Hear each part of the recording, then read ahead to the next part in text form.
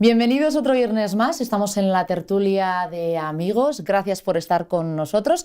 Y hoy tenemos una invitada muy especial, que además, bueno, ahora os cuento la anécdota, pero primero vamos a darla paso.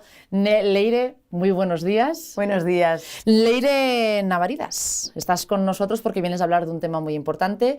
España está un poco con este tema bastante removida, hay ciertas declaraciones que luego vamos a ir a por ellas. Pero primero queremos conocerte, vamos a saber quién es Leire realmente. Vienes, además, tienes una fundación que es Amasube y esta fundación es una asociación Provida y tú eres la fundadora de esta asociación y también vamos a hablar de ella, pero antes de nada queremos conocer a Leire. Queremos saber quién es Leire, cómo Leire llegó hasta donde estamos hoy y que nos hables un poco de ti. Ante todo y sobre todo, os voy a decir que antes le he preguntado, porque si yo ya casi no tengo acento, pero ella todavía tiene un acentazo que... Sí, todavía tienes acento. Y le he preguntado, le digo, Leire, aparte ya del nombre, pero que bueno, que no tiene por qué. Leires ya hay muchas en Madrid. Sí, por eso, entonces digo, vale, no tiene por qué, pero es de San Sebastián. Y me ha hecho una ilusión, la gente cuando nos escribe siempre me dice, que sepas que yo soy de Bilbao, que soy de San Sebastián o de Vitoria. Y claro, le he dicho, me dice, ¿eres de San Sebastián? Y mi marido que estaba aquí se ha dado media vuelta y ha hecho, claro, de San Sebastián. Cuéntanos, ¿cómo has llegado hasta aquí, hasta Madrid? De San Sebastián a Madrid. Háblanos un poco de Leire. Pues mira, de San Sebastián a Madrid he pasado por Alemania, Colombia, Australia... Aquí al lado. Macao, y fue de hecho de Macao, Donosti, y ya finalmente me afinqué en Madrid. O sea que desde que salí de Donosti hasta que he llegado a Madrid, pues han pasado unos cuantos años y unos cuantos países. Ya no te pregunto entonces cómo ha sido el cambio, o sea, no te voy a hablar del choque, porque como tiene una trayectoria bastante larga, pero cuéntanos, Leire, ¿cómo llegaste hasta hoy, ¿no?, a esta organización que es Amasube? ¿Cómo llegaste hasta ese punto? Porque yo sí sé, pero nuestros oyentes, ¿no? Vale. Bueno, pues sí ha sido un periplo Donosti, casi medio mundo, y llegar a Madrid, pues a nivel, te diría, existencial, el viaje ha sido todavía muchísimo más kilométrico, ¿vale? Porque yo vengo de una familia, de un contexto, pues... ateo, supuestamente feminista. Muy matriarcal. Eso es, que al final tampoco llega a ser matriarcal, lo que pasa que es que hay ausencia de hombre, porque tampoco llega a ser matriarcal de la misma forma que yo no acepto que eso sea feminismo. No, pero es que en el País Vasco es muy típico. Sí, es verdad, sí. Pero claro, a mí me gustaría que el poder de la mujer esté basado en un equipo, en un consenso con respecto al hombre. Pero al final, cuando nosotras tenemos que asumir el poder sin el acompañamiento, o sin la compañía, sin el equipo de un hombre... Al final, el rol de las dos personas. Claro, nos tenemos que masculinizar un montón. Y como mujer, ¿yo por qué me tengo que masculinizar? ¿No? Eso es como cuando al final una niña... tiene a una madre tan perdida que hace de madre de su madre, pero es que no le corresponde a una niña hacer de madre. De la misma forma, a las mujeres no nos corresponde hacer de hombres. Entre otras cosas, y justo porque ese es el momento más clave, porque en la maternidad, cuando una mujer tiene un bombo de 8 meses y está que no se puede ni mover, ella no puede cazar. Claro, lo normal. Entonces, no podemos hacer de hombres. Y estar al final, desde el feminismo, aceptando un sistema machista en el que para tener poder, en el que para tener igualdad, en el que para tener libertad nos tenemos que sacrificar como mujeres y masculinizar para actuar y vivir como hombres, pues a mí me parece que no es más que precisamente consagrar el sistema machista. Sí, tanto ahora que se está... Pero en el País Vasco es lo normal. Al final, yo también soy vasca y lo anormal es que la casa sea de dos, ¿vale? Que el hombre haga de padre, de marido, como Dios manda, ¿no?, como se diría, y que la mujer haga de mujer y de madre, como Dios manda también. No es lo normal. Yo tengo muchas amigas del País Vasco que todavía hoy mantenemos correspondencia, y alguna vez que se ha tocado este tema, les vuela la cabeza. Es que el decir, no, porque es que no, el hombre es el que tiene... No les cuadra en la cabeza. Y alguien que ya es costumbre, que es lo más normal, no entienden que al final una casa se queda coja si falta una pata. Efectivamente, efectivamente. Y al final, eso es como la mujer cuando ha tenido que salir al campo y ha hecho trabajos de muchísima fuerza, pero luego a la vez era la que se quedaba embarazada, la que criaba a los hijos. La que se hacía cargo de la casa. Claro, la que cocinaba, la que gestionaba, la que iba al mercado, la que vendía el ganado. Perdona, es que eso es un sinvivir. Es que así no me extraña que no queramos ser mujeres y queramos ser hombres, porque decir, por lo menos me limito a la parte laboral, pero si es que encima, si a la laboral le tengo que sumar la de la crianza, la de la gestación, la de... Claro, petamos, es que es normal que petamos. Y entonces a ver, ahí... somos humanos y llega un punto en el que tu cuerpo da hasta donde da. Claro, pero ya no solo tu cuerpo, sino que es que llega un momento donde dices tú, y se oye, y es normal, comprensible que se diga, es que ya la maternidad...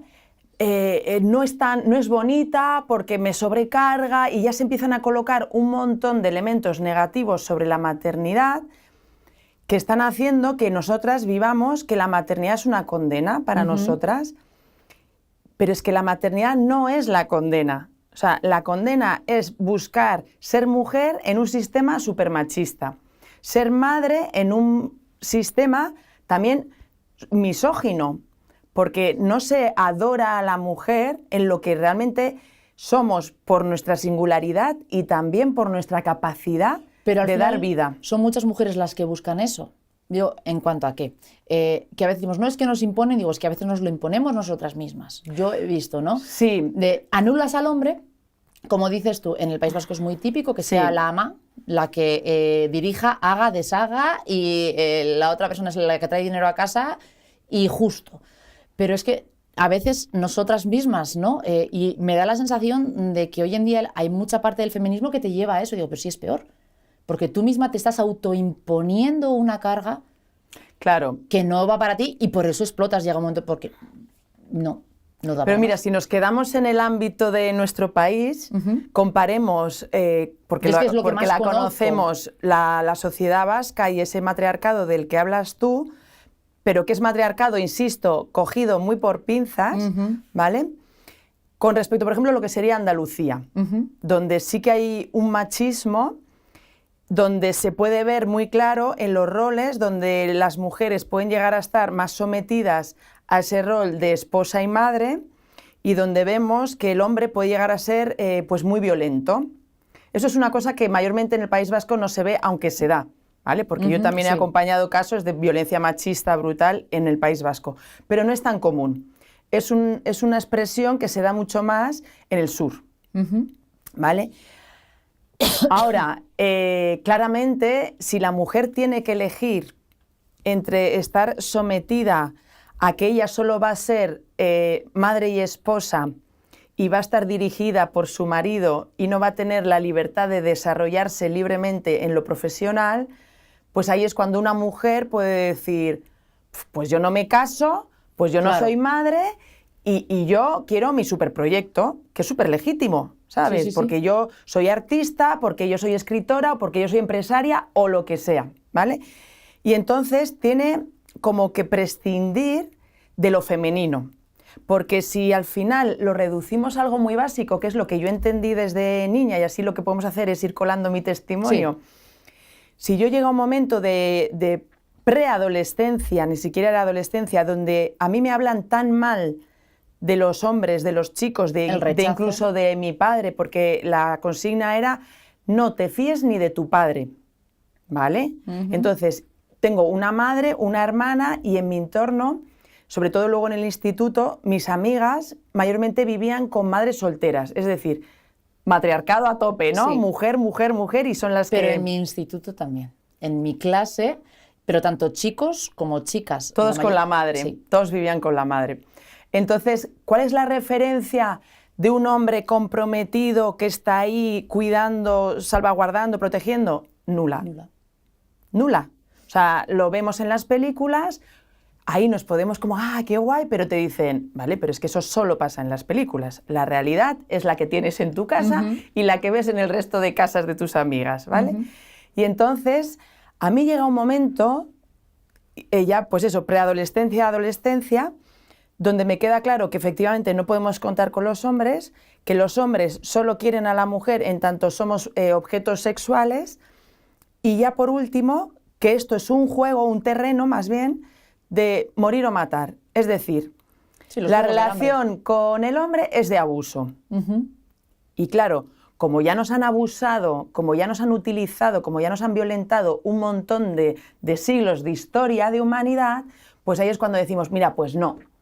Pero claro, ese no, salvo que tú quieras rescindir tus relaciones a solo mujeres y tener una orientación sexual homosexual o meterte a monja, si no, vas a tener que relacionarte con hombres, porque tus hormonas te van a llevar a eso, porque parte de tus anhelos también, tus ilusiones.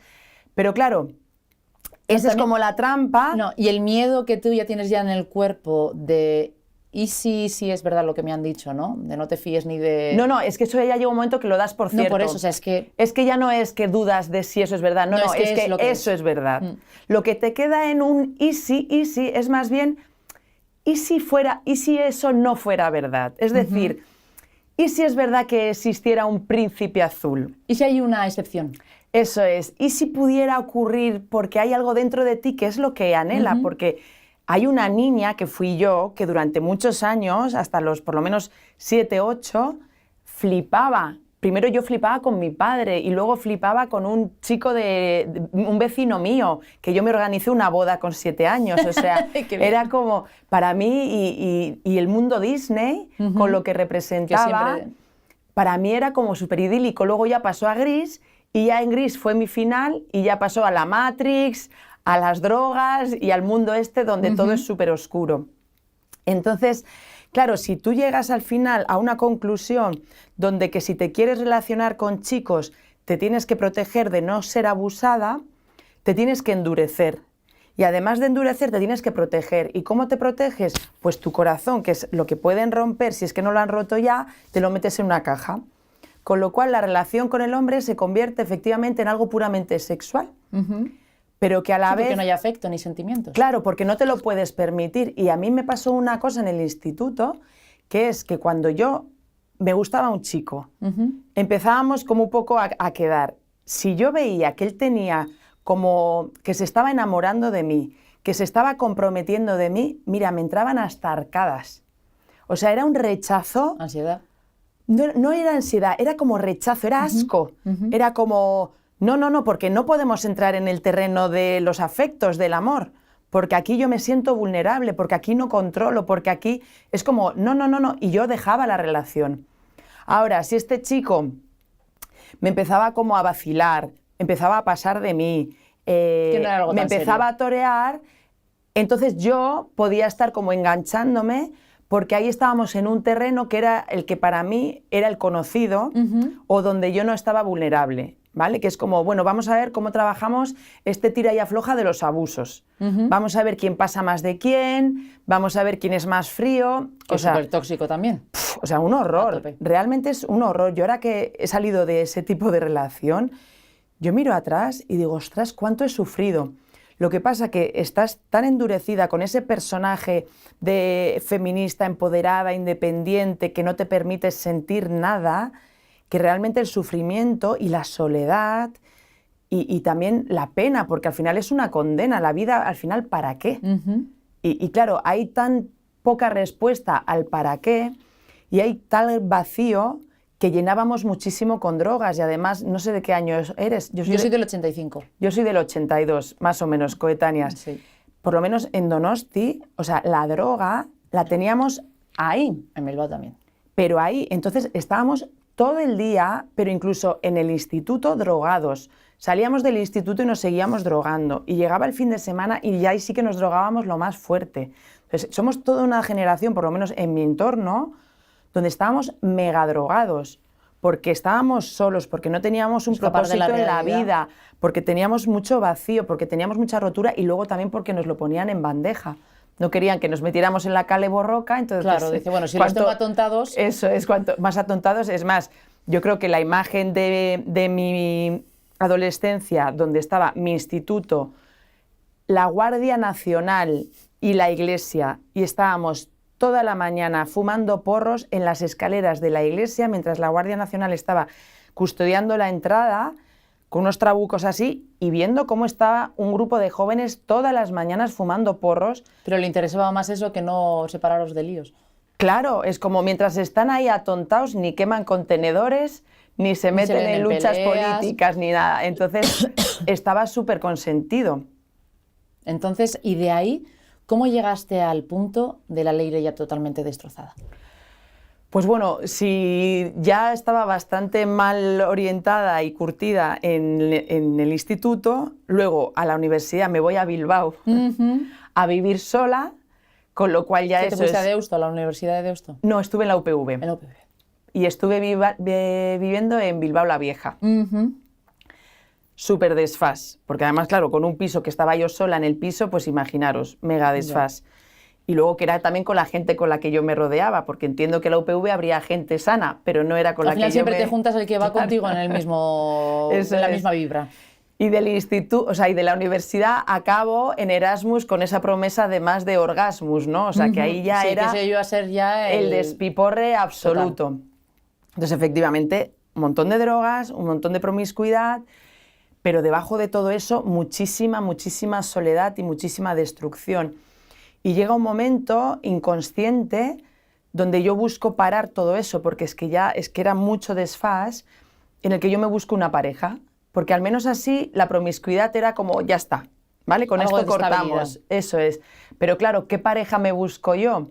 Una súper misógina, ¿vale? Que parecía así de corderito, pero por debajo tenía muy mala leche y mucho rechazo hacia la mujer, entonces él me despreciaba mogollón. Pero claro, como yo iba de súper empoderada, soberbia, era como que sus desprecios me los pasaba yo por ahí, pero van minando, no es gratuito recibir desprecio. Y entonces eso hace que cuando, bueno, por avatares, para simplificarlo, yo acabo en Colombia, ahí, bueno, primero fue como para mí un súper despertar vital, porque yo no era consciente, pero cuando ahí se me llenó la vida de luz y color, porque además Colombia es eso también, sí, es luz y color, pero a mí se me llenó el interior y vi lo oscuro que lo llevaba, que yo realmente sin ser consciente estaba deprimida, súper deprimida, y entonces empiezo como un poco a brillar, ¿no? Empiezo un poco a tener sentido vital, empiezo a volver a ver la luz. De piedra. Eso es, y a no estar en un pozo, que era donde estaba en Alemania. Y ahí, pues en un viaje de 10 días, el 7º día, tengo un súper mega flechazo con el técnico de sonido de un garito. Ah, qué bien. Y claro, como Cupido siempre dispara 2 flechas, pues él también impacto, ¿no? Y súper impacto entre los dos. Y entonces, ahí para mí empieza el megadrama, porque yo ya no le veo sentido a volver a Europa. Claro, yo vivía tan desarraigada... Ibas solo por un tiempo a Colombia. 10 días. 10 días solo. 10 días, y esto pasa en el 7º. Entonces, y tuvimos, antes de irnos, pues en el 9º, nos volvimos a encontrar, ahí empieza como a inflarse eso, y claro, yo digo, yo no tengo ninguna motivación, ningún sentido de volverme a Europa. Pues eso también es un indicador de lo desarraigada que estaba de todo, ¿no? Y efectivamente dejo pasar el vuelo de vuelta y me quedo en Bogotá. La gente diciendo, ¿estás loca? O sea, es como con la idea de Colombia, de uno de los países más peligrosos del mundo, no conoces a nadie y te estás quedando con un desconocido. Pero yo lo tenía claro, y él también. Entonces, él de una familia, sí, muy conservadora, religiosa, de clase alta, también tiene claro que yo me quedo, y yo me quedo en su casa. Y entonces, bueno, pues eso supone una crisis entre su madre y él, pero él ahí como que domina y Leire se queda y punto. Y ahí empieza esta nueva relación en la que, por un lado, pues yo vuelvo a tener como esa ilusión de, ay, por favor, que yo necesito que la relación de amor con el hombre funcione, porque yo no puedo volver a lo anterior. Y también, en mi caso, es que era renunciar al hombre. Para mí era una cosa que no lo expresaba así, pero es que era antinatura total.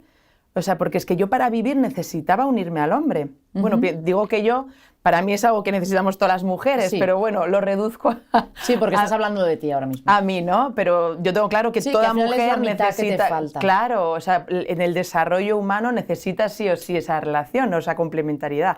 Pero bueno, era como... Pero todo esto siempre con muy poco análisis, muy poca profundidad, porque yo estaba muy desconectada, pero sí que había como, por favor, que esto funcione. Claro, como era atea, ni siquiera podía pedir a nada, ¿no? Pero era una cosa así como de casi de suerte. Bueno, yo lo lanzo de suerte, ¿no? Que me escucha. De suerte.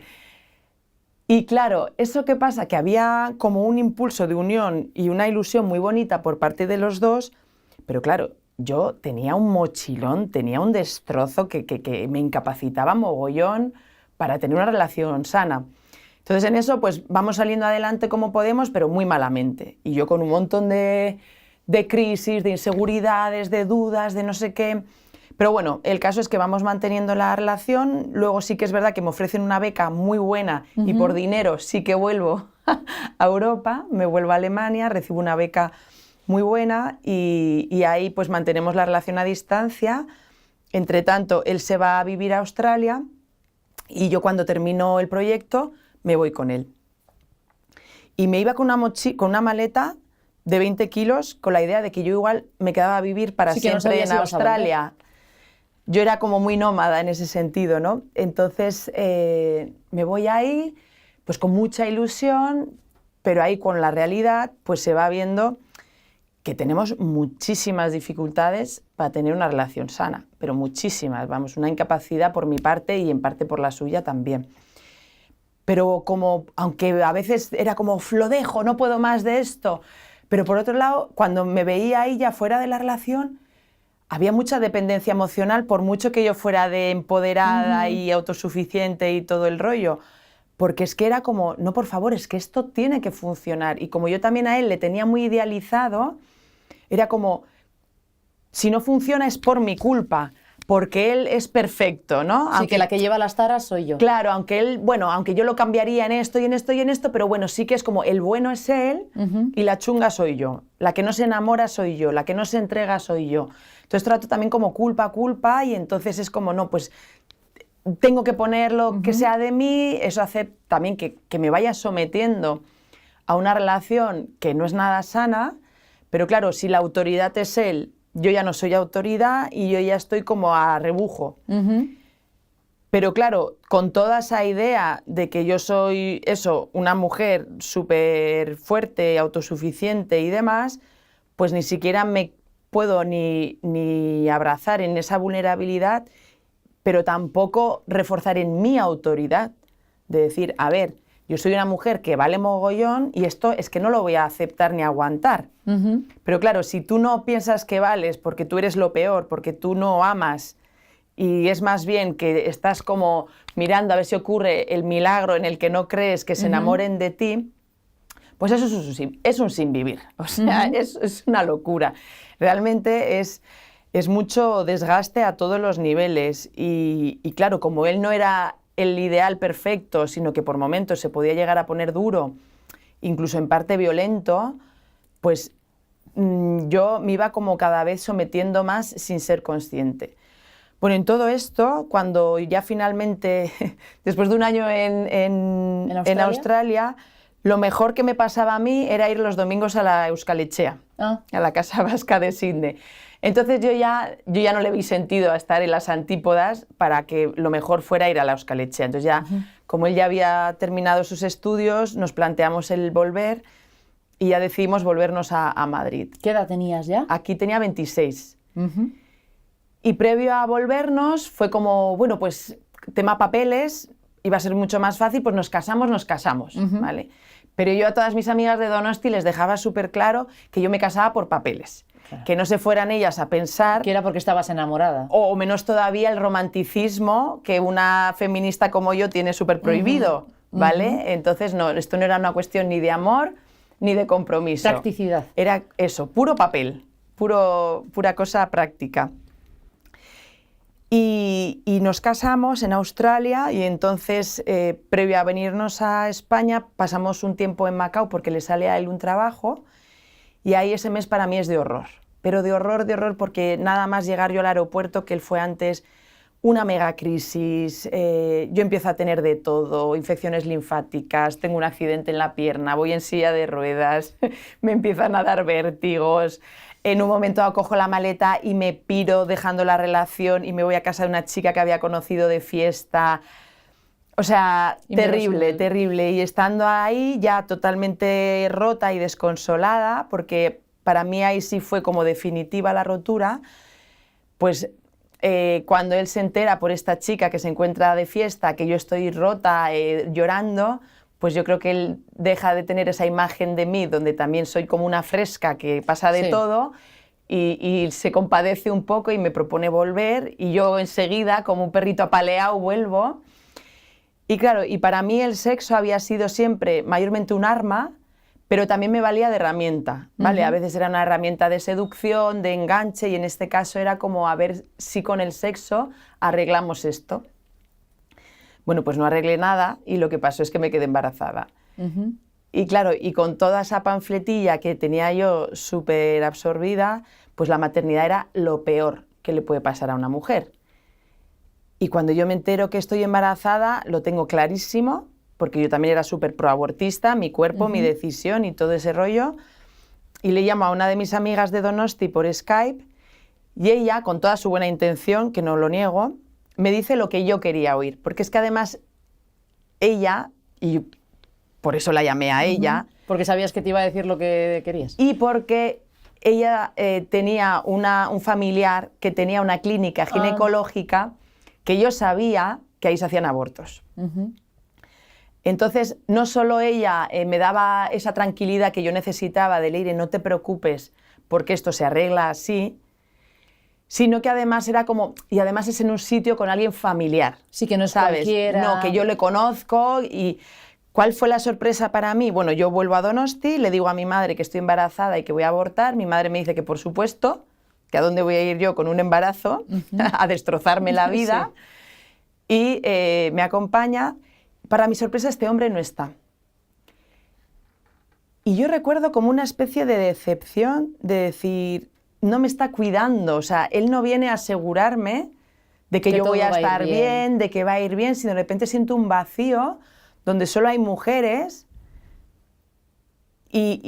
Pero claro, yo al final ya estoy dispuesta a someterme, o sea, que es como un palo, pero yo lo tengo claro que voy para adelante, y mi madre está ahí dándome la mano, tu hija, claro que sí, tú para adelante.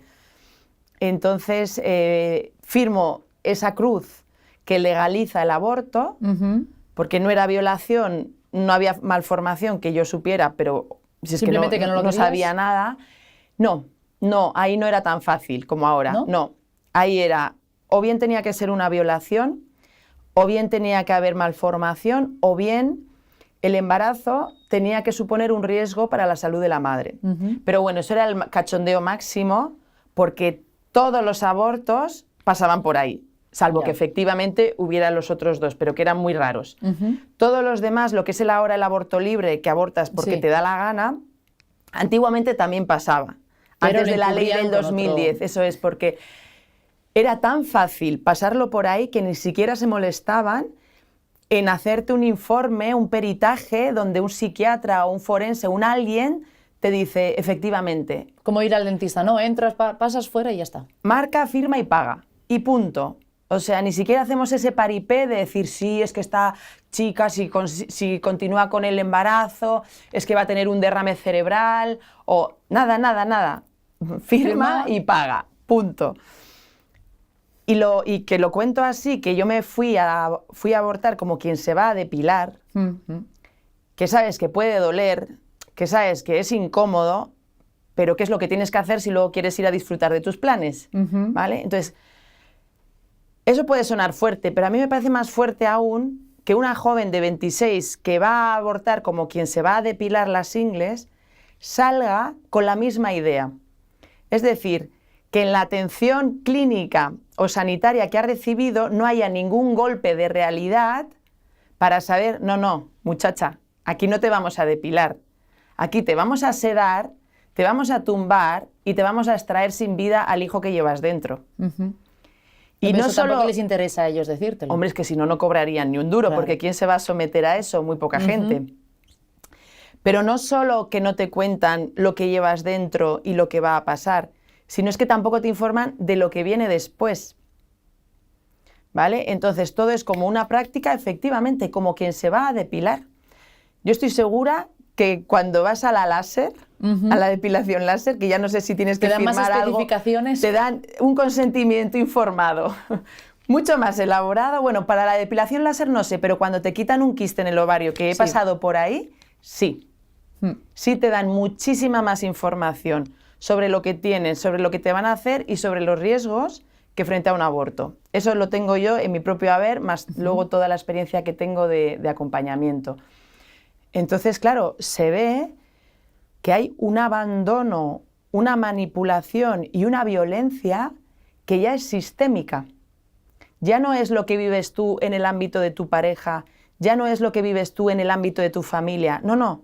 Es que eso está sostenido por sanitarios, por políticos y por todo este sistema que luego a nivel social también lo ha enmascarado muy bien, porque no te hablan de intervención violenta del embarazo, te hablan de interrupción voluntaria del embarazo. Con lo cual ellos lo que han hecho es interrumpir un proceso, pero porque era tu voluntad. No porque estés sometida, neutralizada, desconectada y totalmente perdida. No, pero por eso mismo digo que es lavarse las manos, es decir, yo hago lo que tú me pides. Efectivamente, pero para cobrar sí tienden la mano. ¿Y cómo llegaste a Masube? O sea, quiero decir, ¿cómo realmente luego te diste cuenta? Claro, me imagino que el después fue duro y dijiste, pues habrá más gente como yo.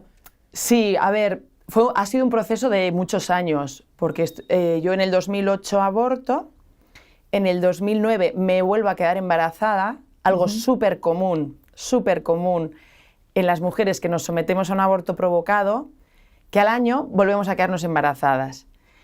Y esto, la explicación que yo me doy es que el cuerpo que lleva desde el momento de la concepción, cuando yo todavía ni siquiera sé que estoy embarazada, tenemos todo el sistema, toda la estructura de nuestro ser, hormonas, cerebro, células, todo está trabajando para dar vida a ese bebé. Estrógenos, oxitocina, todo. Entonces, claro, hay una intervención violenta, súper disruptiva, que arranca sin vida a un bebé que estaba aferrándose ahí lo más grande, porque para eso se implanta, para agarrarse a la madre y la madre lo acoge para crecer, nacer y desarrollarse, que el cuerpo se queda súper trastornado. Pero no solo el cuerpo a nivel físico, sino a otro nivel también ya incluso de psique. Sí, emocional. Entonces, no es de extrañar que de alguna forma, aunque sea inconsciente, porque es que es inconsciente, busquemos recuperar ese embarazo. Y es verdad que un niño nunca va a sustituir a otro. O sea, un hijo es incapaz de sustituir a otro anterior. Pero hay como mucha ansiedad. Yo todo esto no soy consciente de nada. Yo simplemente me vuelvo a quedar embarazada. Sí que es verdad que esa concepción viene casualmente cuando estamos visitando a unos amigos de Australia que vivían en Francia, que tenían un bebé, que tenían todo en casa, cosas de bebés, y que ella estaba embarazada, ¿vale? Qué casualidad que justo en esa noche concebimos un nuevo hijo, ¿vale? En todo ese entorno de nenuco, a tope. Todo preparado. Entonces, pero claro, a pesar de que eso viene en un entorno que un poco sí que está llamado a la natalidad, yo sigo pensando que la maternidad es un horror, que yo como madre voy a estar sola, que de este tío no me puedo fiar por mucho que sea mi marido, etc. Entonces, para mí vuelve a ser un sinvivir, un shock. Pero claro, dentro de mis muchas teorías, yo tenía una, y era que en ese traje coraza que tenemos, ¿no? Con nuestra hacha, nuestro panfleto, nuestras drogas, nuestros todos, yo tenía un cartucho para abortar y ya me lo había gastado. Y yo tenía una conciencia, de lo poco que tenía yo conciencia, pero ahí esta sí estaba, era que si me sometía nuevamente a un aborto, mi aparato reproductor podía destrozarse ya de forma irreversible. Y yo, si recuperaba a esa niña que se buscó casar con el vecino a los 7 años, yo siempre había tenido muchísima ilusión de ser mamá. Además, yo me imaginaba el equipo de básquet, o sea, que hablaba de 5 por lo menos. Y eso como que no quería condenar de por vida. Entonces, yo sí me imaginaba que en un futuro, cuando está a la casa, el trabajo y todo es perfecto, yo voy a querer ser madre. En este momento no, pero en un futuro sí. Entonces, yo no me puedo destrozar ahora. No puedes arriesgarte a que luego no. Eso es. Entonces, claro, ahí sí que no veo salida, porque si la primera vez solo veía una salida y estaba clara, era el aborto, en esta segunda yo tengo un problema. Ahí sí que noto que tengo un problema gordo. Y entonces, ¿qué hago? No sabía, porque si no abortaba mal, pero si abortaba también mal.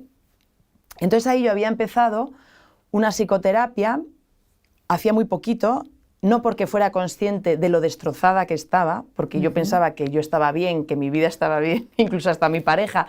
No que estaba bien, pero estaba dentro de todo lo normal, los parámetros normales.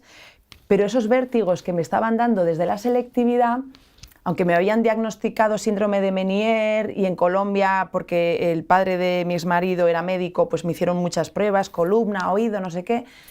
Llegó un momento, y más después de lo de Macao, que yo dije, esto es psicológico. O sea, ya lo tengo clarísimo. Y entonces fui a donde Adolfo Herrero de la Escosura, mi psicoterapeuta. En la primera sesión, lo que me impactó fue cuando él mirándome me dice, tú estás más sola que la una. Y eso, ¡buah!, me atravesó y no pude negarlo. Y eso que yo era una tía, o sea, si veis mi agenda social... Sí, pero que puedes estar rodeada de gente y sentirte sola igualmente. O sea, rodeada y mega activa y con 20.000 planes, más sola que la una, efectivamente. Pues fue entender esto, no he vuelto a tener vértigos en mi vida. Eso para quien sufra de vértigos, que sepa, ¿vale?, que la sanación existe. Solo hay que ver el origen.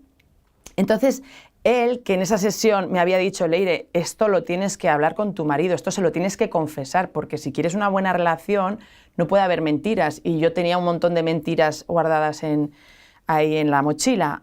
Y entonces él, un poco con miedo a su reacción, ¿no?, eso de la maté porque era mía, sí, me da su teléfono móvil y me dice, cualquier cosa, tú me llamas.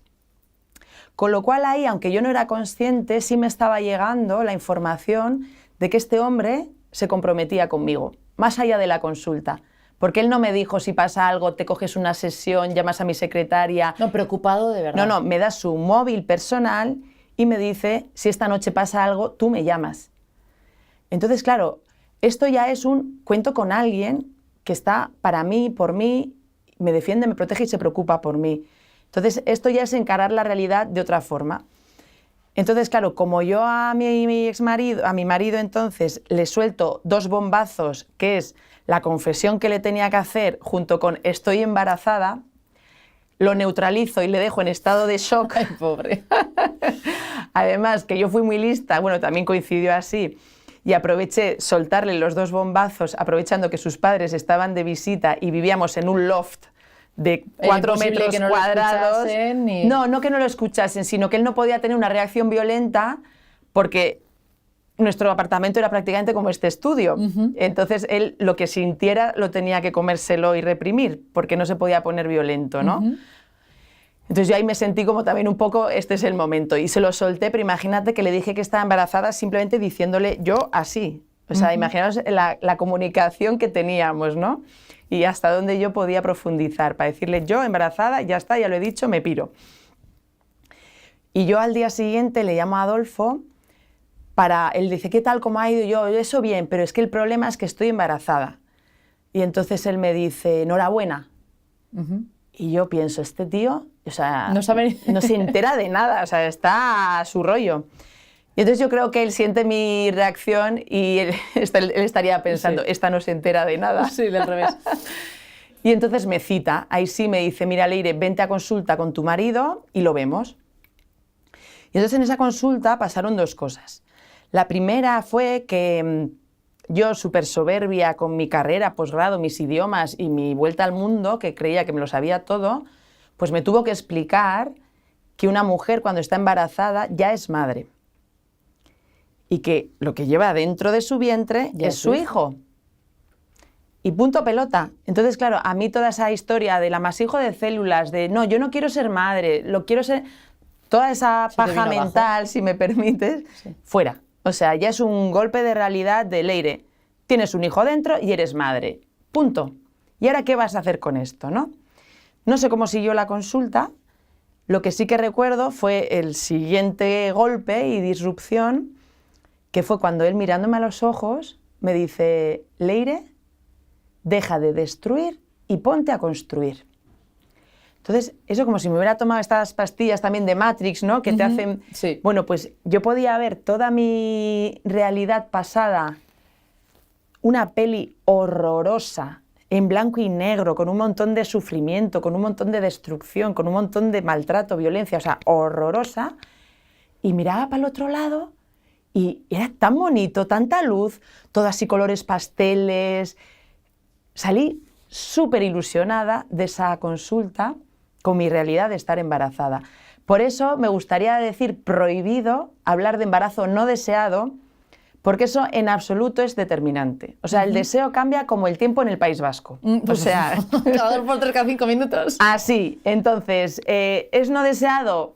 Con estas circunstancias vamos a meter apoyo, vamos a meter verdad, vamos a meter amor, y va a pasar a ser deseado en muchas ocasiones, o en la mayoría, cuando realmente se acoge a la mujer en qué te pasa, por qué te da tanto miedo, por qué estás tan sola, qué te falta, porque todo eso, ¿no?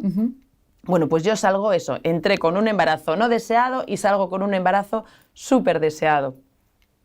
Con lo cual voy a la consulta ginecológica, escucho su latido, me rompo a llorar de la emoción. Todo esto también sola. A mí no me extraño ir sola al chequeo de... Era como... Yo es normal.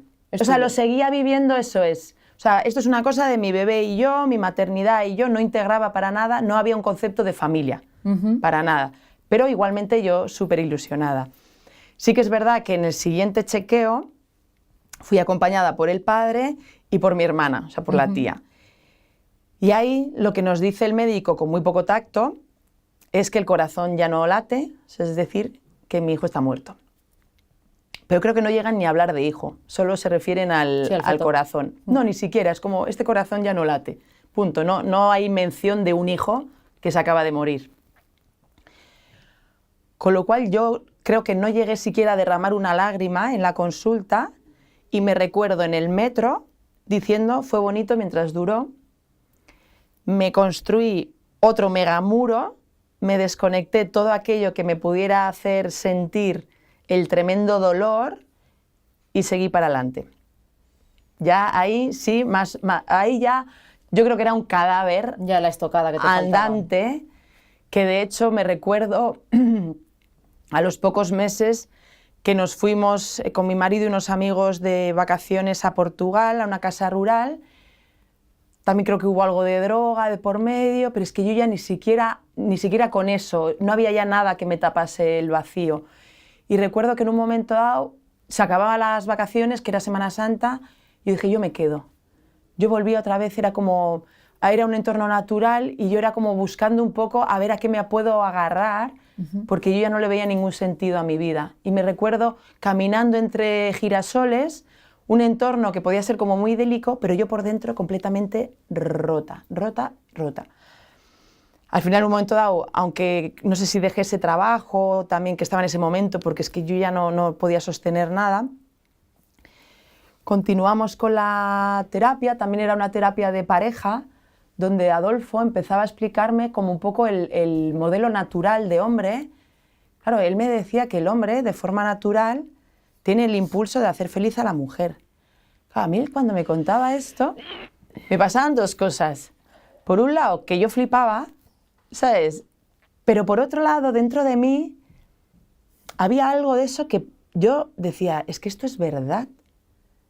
Y no solo es verdad, es que yo quiero esto. Y además él también me decía, Leire, tú no eres mala. Porque yo tenía, desde pequeñita me habían dicho mala, yo tenía siempre movidas en el cole, movidas en casa, movidas en todas partes. Entonces, claro, lo de que yo era mala lo tenía también en mi identidad súper metido. Y él me decía, es que eres rebelde, pero no eres mala. Entonces, claro, él me llegaba a decir que como mujer, que claro que tengo capacidad de amar y que claro que tengo... Entonces, me empezaba a presentar una realidad que me desmontaba mi identidad, mi entorno, mis esquemas, y me gustaba un montón. Luego es verdad que cuando me volvía a enfrentar a la realidad con todo lo que llevaba adentro, me volvía a ver en circunstancias donde volvía a estar súper perdida, súper quemada y súper todo, y me olvidaba de ese modelo y volvía a decir, no, mira, la realidad es esta y es una auténtica basura. O sea, esto es insoportable. De hecho, me volví a meter en muy malas situaciones, pero como siempre volvía a la consulta, siempre volvía a reengancharme a ese rayo de esperanza donde esa realidad existe y es posible. Mi marido en un momento dado se me planta, me dice, mira, Leire, esto es lo que hay, lo tomas o lo dejas, y ahí al final acabamos separándonos.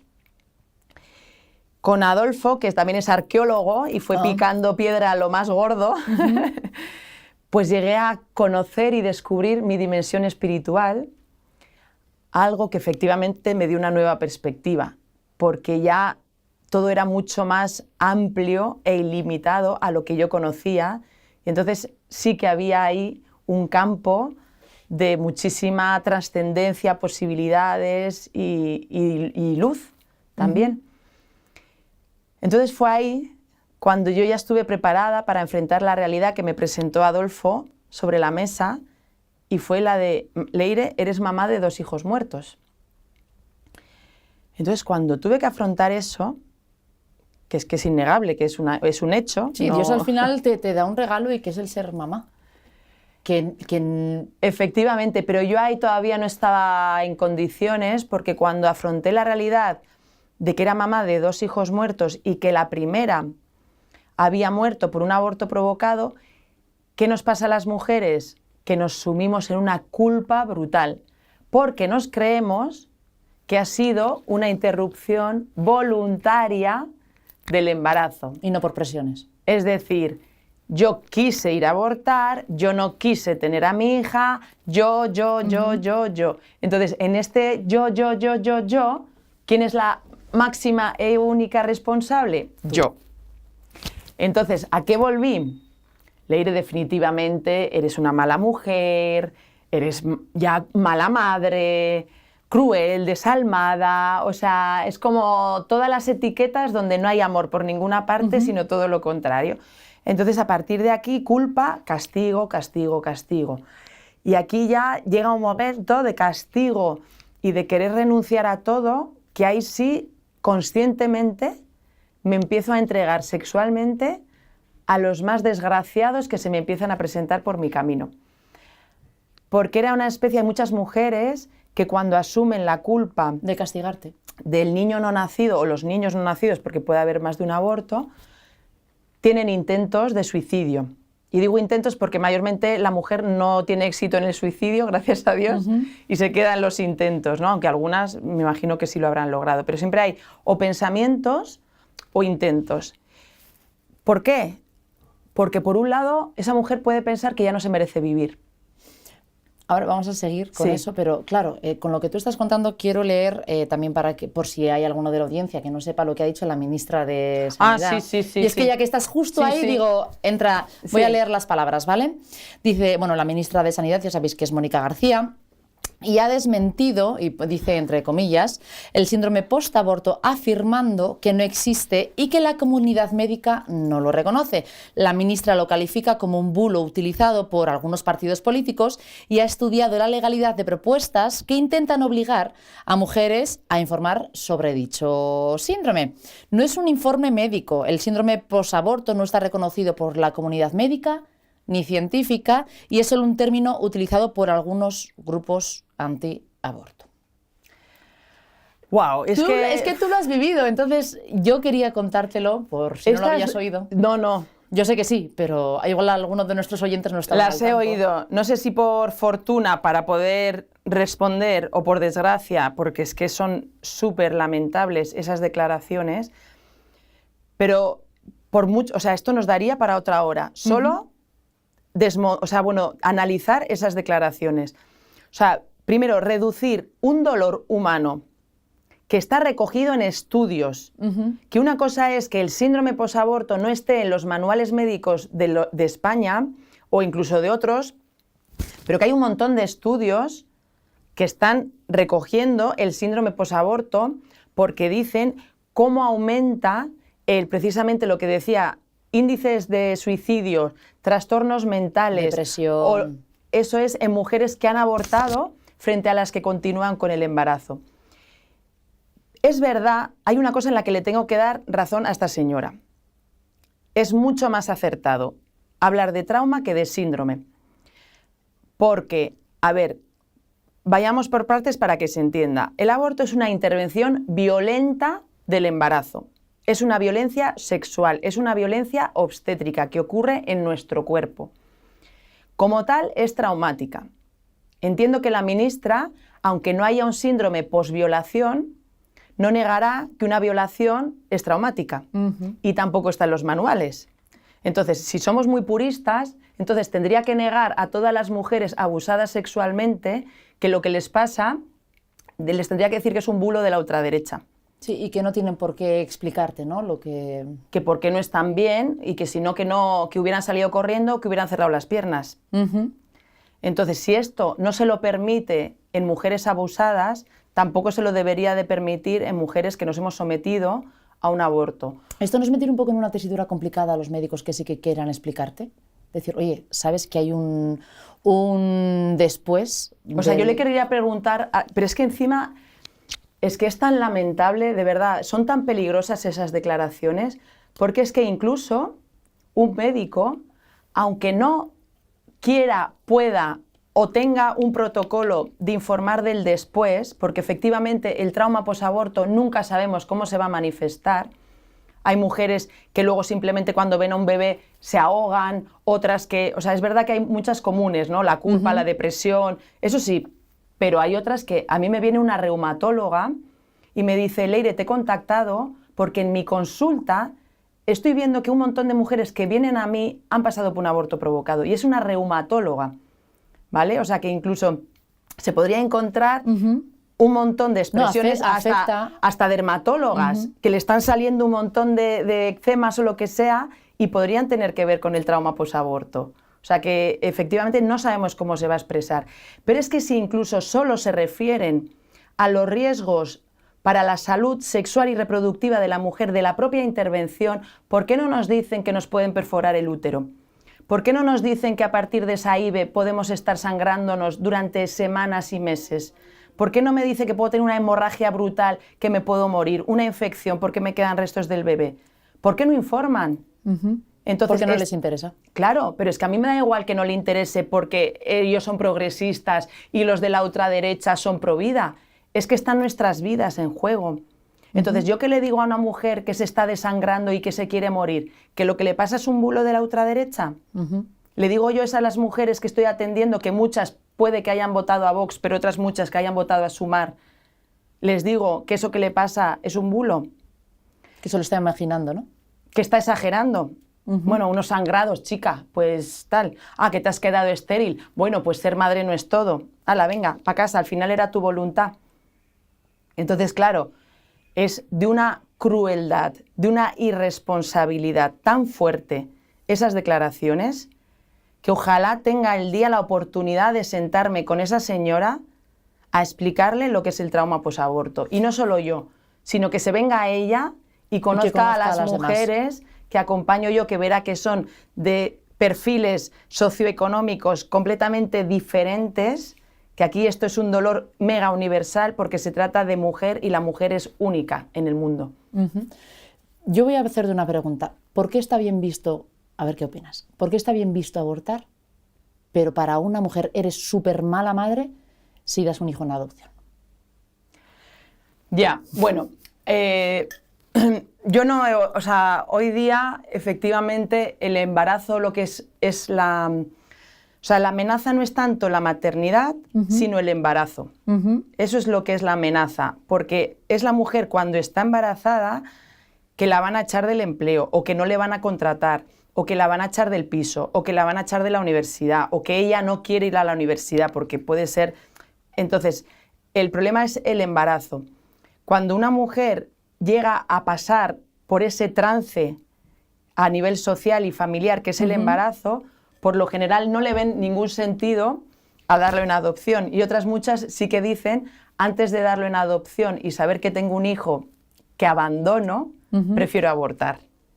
¿Vale? Porque en abortar nos han vendido que es una cosa inocua, que es feminista, que como todavía hay personas, pero formadas mentalmente, incluso intelectuales, que niegan que ahí hay vida y que ahí hay un hijo. Entonces, claro, el aborto es un trámite. Es un trámite que tiene la magia de hacer que no seas madre, porque si no hay hijo, no hay madre. Sí, de solucionarte un problema que tú crees que de tienes. Borrarlo. Es que tiene la magia. El aborto es como la acción más mágica que existe hoy día en el sistema, porque borra la realidad, hace que el pasado nunca haya pasado. Y además, como de eso nadie más va a hablar, porque a ti después de la IVE no te van a estar llamando ¿qué tal? ¿Cómo estás? ¿Cómo te encuentras? No. Aquí claro, el Ministerio de Igualdad y el de Sanidad se compinchan para pagarte el aborto, pero cuando luego estás hecha una mierda desgraciada que te quieres morir, ahí no hay recursos. Y por ahí nace Amasube. Que claro, yo me imagino que habrás acompañado a muchas mujeres también, ¿no? A lo largo de este trámite tan horrible. No, yo a abortar no las acompaño. No, digo el antes o el después. Eso, quiero decirte, por ese tramo de decir qué hago o qué he hecho, que al final es igual de complicado. Sí. No tenemos mucho más tiempo, pero yo te pido una cosa, a todas aquellas que nos estén mirando, y a aquellos, porque al final también el apoyo de tu familia, de tu marido, de tus padres, hermanos, también es importante, ¿no? Creo yo. Yo tengo fundamental. Yo tengo tres hijos. No es que sea importante, es fundamental. Y yo creo que es una de las piezas que más me ha ayudado, ¿no? Mi marido y mi entorno, tanto femenino como masculino, oye, pues tirar hacia adelante y el que tengas, ¿no?, ese apoyo. ¿Qué les dirías si están pasando por este tipo de tramo de presión, tanto ya sea en tu casa como presión en tu trabajo, presión en tu entorno? ¿Qué les dirías a aquellas personas? Bueno, pues le diría que no estás sola, que aunque el hombre que la ha dejado embarazada la haya fallado, ¿no? Y la haya abandonado, o la esté presionando, o la haya traicionado, o la haya bloqueado del WhatsApp, lo que sea. Aunque él te haya traicionado y fallado, aunque tu familia también, decirte que no estás sola, porque somos un montón de personas, de verdad, un montón de organizaciones que no vas a encontrar en lo público, pero sí en lo civil, que vamos a estar contigo con todos los problemas que tengas, porque yo sé que el embarazo, aunque ahora se vea como el boom, no es ni de lejos el mayor de tus problemas.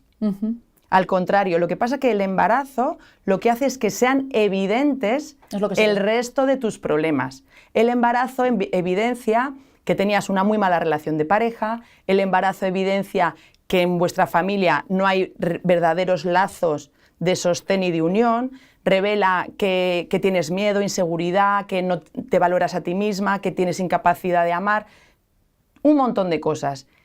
Y ninguna de esas se va a resolver con el aborto, sino todo lo contrario. El aborto, por ser una intervención violenta que va a ocurrir en su cuerpo, en tu cuerpo, lo que va a hacer es que todo eso vaya a peor, porque vas a estar todavía mucho más hundida, mucho más traumatizada y mucho más sola. Porque yo sí voy a estar ahí, pero todos los recursos que yo puedo desplegar cuando estás embarazada, cuando abortas y ya no hay embarazo, ya no están. Claro. Porque Amasube sí está para cuando estás vacía de hijo y te quieres morir.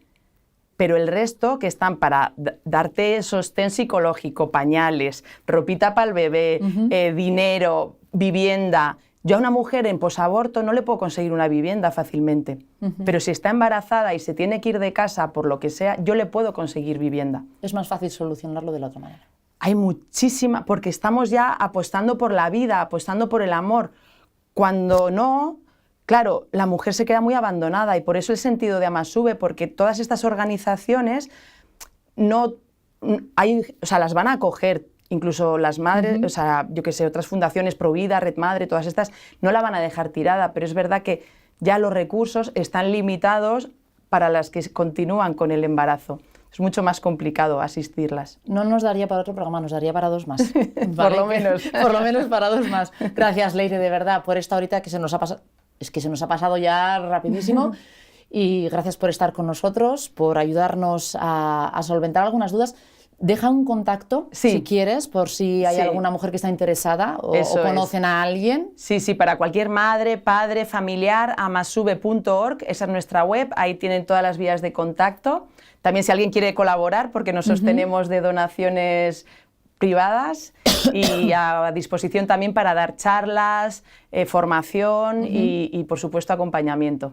Los que estáis escuchándonos por Radio Solidaria no lo habéis podido ver, pero los que estáis en Solidaria Televisión sí habéis podido ver que han puesto parte de lo que es la web de Amasube. Gracias, Leire. Gracias a vosotros. Gracias. Y a vosotros también por estar con nosotros al otro lado. Y terminamos la tertulia, pero en un ratito seguimos con más programación.